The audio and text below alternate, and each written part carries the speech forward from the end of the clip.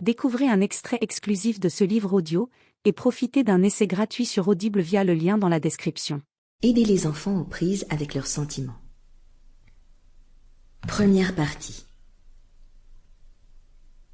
J'étais une mère merveilleuse avant d'avoir des enfants.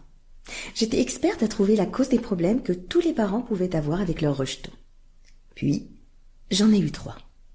Bien à moi. Vivre avec de vrais enfants a de quoi vous rendre modeste. Chaque matin, je me disais « Aujourd'hui, ça va changer !» Mais chaque matin apportait une variante du matin précédent. « Tu lui en as donné plus qu'à moi !»« C'est un verre rose, j'en veux un bleu !»« Ces céréales sont dégueulasses !»« Il m'a frappé !»« Mais je ne l'ai jamais touché !»« Je n'irai pas dans ma chambre !»« T'es pas mon patron !» Au bout du compte, ils m'ont épuisé. Et même si c'était la dernière chose dont je rêvais, je me suis inscrite à un atelier destiné aux parents. Animé par un jeune psychologue, le docteur Chaim Guinot. La rencontre avait lieu dans un centre local de ressources familiales. J'étais intriguée. Le thème était « Les sentiments des enfants ». Les 2 heures ont filé à toute allure. Je suis rentrée étourdie par la quantité d'idées nouvelles, à peine assimilées, dont j'avais rempli mon cahier de notes. Lien direct entre les sentiments des enfants et leur comportement. Quand les enfants se sentent bien, ils se comportent bien. Comment les aider à mieux se sentir? En accueillant leurs sentiments. Problème, les parents n'ont pas l'habitude d'accueillir les sentiments de leurs enfants. Par exemple, tu ne te sens pas réellement comme ça. Tu dis ça parce que tu es fatigué. Il n'y a aucune raison d'être si bouleversé. En plus de les mettre en colère, la négation continuelle de leurs sentiments peut entraîner de la confusion chez l'enfant. Cela leur enseigne qu'ils ne sont pas en mesure de reconnaître leurs propres sentiments, qu'ils ne doivent pas faire confiance à ce qu'ils ressentent. Après la rencontre, je me souviens avoir pensé « Les autres parents font peut-être cela, mais pas moi ». Puis, je me suis mise à m'entendre parler. Voici quelques échantillons de conversation que j'ai par la suite observés chez moi au cours d'une même journée. L'enfant.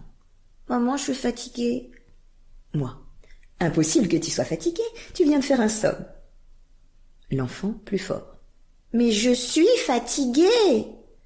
Moi. « Tu n'es pas fatiguée, tu es juste un peu endormie.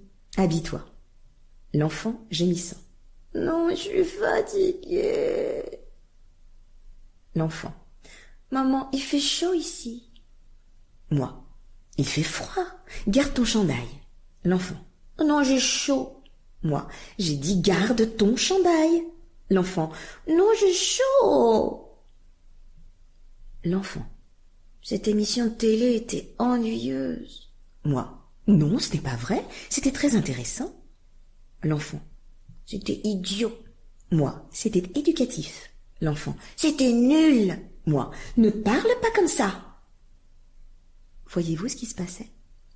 Non seulement nos conversations tournaient toutes à la dispute, mais en plus je répétais sans cesse à mes enfants de ne pas faire confiance à leur propre perception, de se fier plutôt aux miennes. Après m'être rendu compte de ce que je faisais, j'ai pris la décision de changer. Mais j'étais incertaine quant aux moyens à prendre. Le plus utile pour moi, ce fut d'essayer de me mettre à la place de mes enfants. Je me suis demandé, supposons que je sois un enfant fatigué, qui a chaud, qui s'ennuie.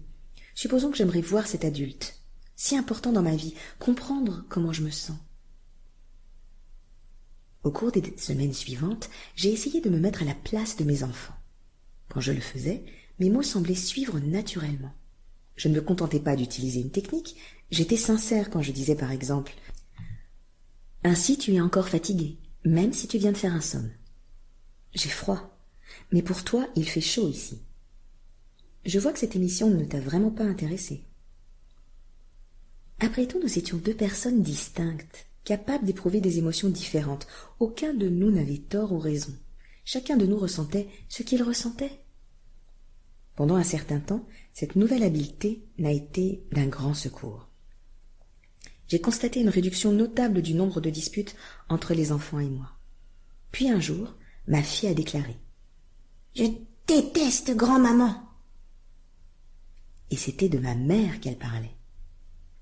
Je n'ai pas hésité une seconde. « C'est affreux ce que tu viens de dire, ai-je répliqué. Tu sais que tu ne le penses pas vraiment. Je ne veux plus jamais t'entendre dire ça.